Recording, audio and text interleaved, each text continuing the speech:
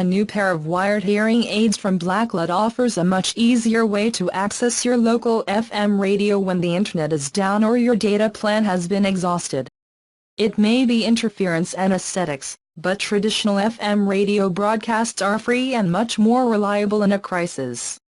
The Blackloud AF1 FM headset works by building your FM tuner into an online control box, while the cable works like the antenna.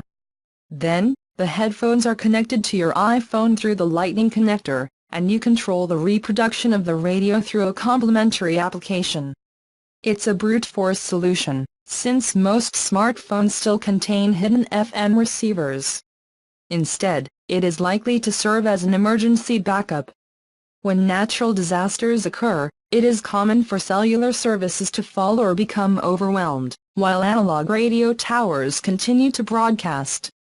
When that happens, you'll just have to wait until you have the electricity to keep your smartphone charged. The Blackloud AF1 FM hearing aids are now available for $79.89 directly from Blackloud.